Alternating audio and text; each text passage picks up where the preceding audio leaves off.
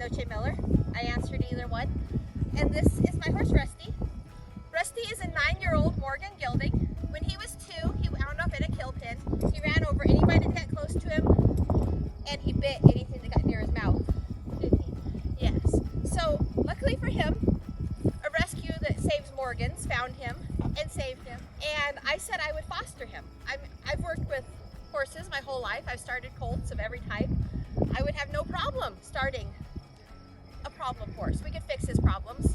But when he got to me, I discovered that his problems weren't fixable in any normal way that we train horses. He could not be round pinned. He just said no.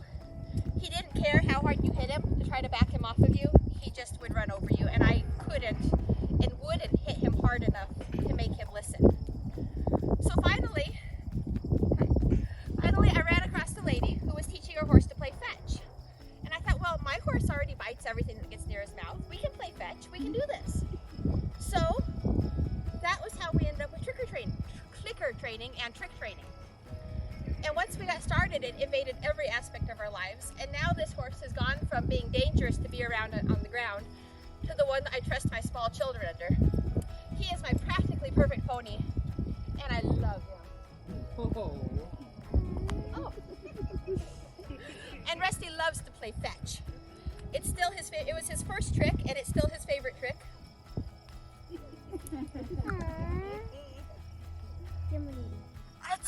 Bless you. Oh. It also has many very practical benefits too.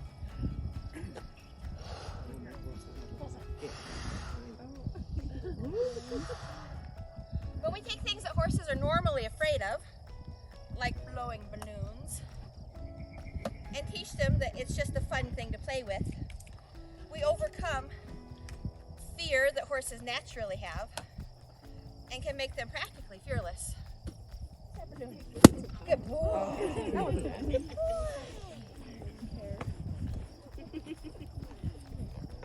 But also, by teaching them tricks like standing on a pedestal, we're beginning to teach things like trailer loading. There you go. Good boy. So they learn to stand on surfaces that are uneven and not quite as steady as we may like sometimes. And that helps teaching them to step into a trailer for you. But while he's up here, it's also a perfect place to leave him standing because he likes to stand on his pedestal and show off things like kiss. Oh, that was a good boy. Yes, that was good.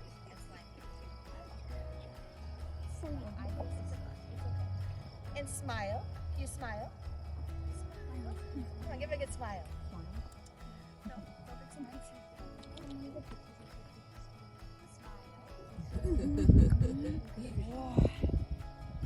Boy, that was so good. This one?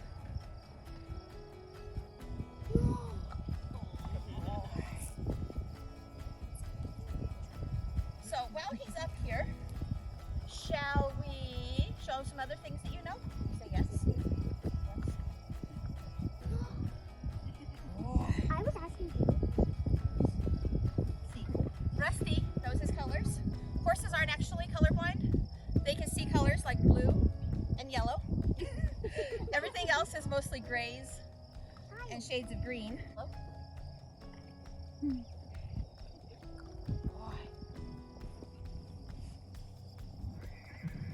Blue.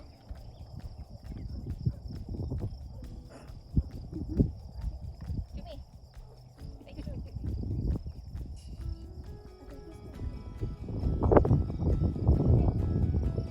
Yellow.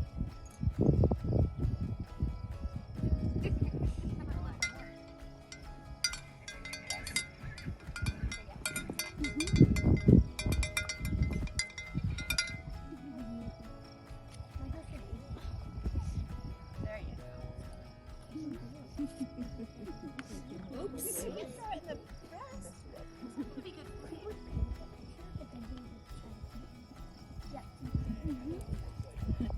Beautiful. Can you give it? Okay. You're good with it? Okay. He's like, I don't want to. It's fun up there, huh? They like being places where it's fun. So, but most of us want to ride our horses, right? Yes. So tricks work good for riding too. Like lining up at mounting blocks. When Rusty isn't being a trick horse, he is a working ranch horse. And all working ranch horses need to know how to rope. Oh. Is he gonna rope? Is he gonna rope?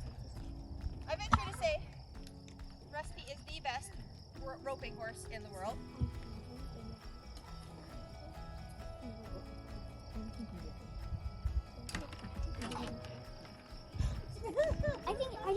I thought he would be. Oh, no? Weren't lined up quite right? Okay, let's try again. I think he would be able to do it. Because I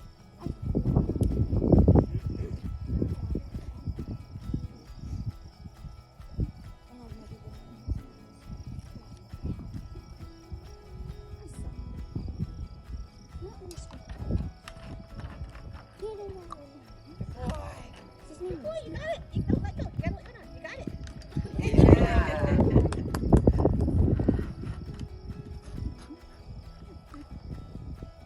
But having a trick horse for a rope horse has other benefits too. Oh, he's gonna. To me? Gets it off. Rusty doesn't know the difference between fetching and spin.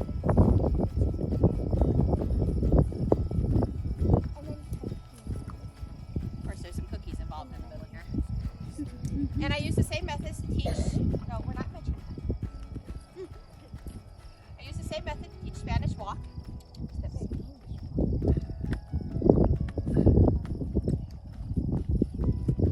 So tricks can be incorporated into every aspect of our training and riding. It isn't just for silly and games.